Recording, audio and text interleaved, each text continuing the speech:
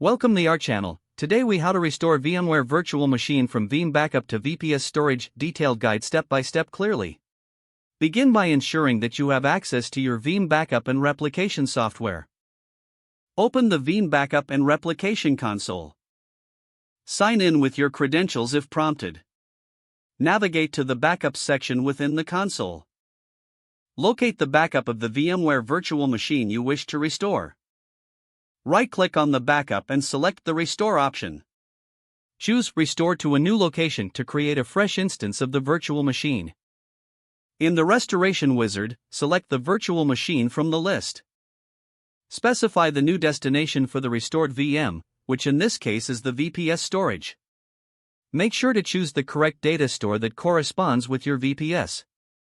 Continue through the wizard to configure any additional settings as needed. Select the appropriate restore options based on your requirements. Review the summary of your restore job to ensure everything is correct. Initiate the restoration process by clicking the Finish button. Monitor the progress of the restore job in the Job Statistics view.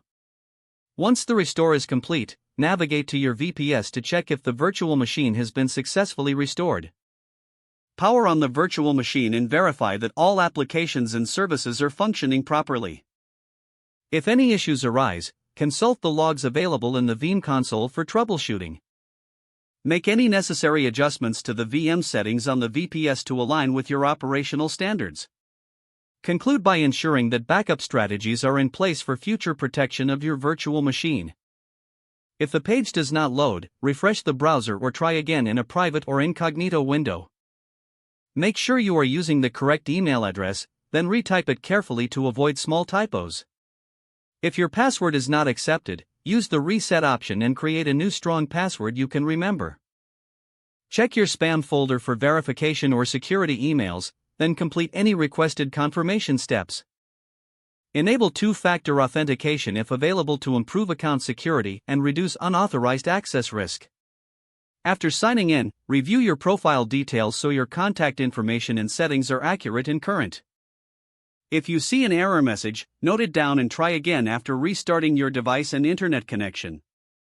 Log out when you finish, especially on shared devices, to keep your account and payment information secure.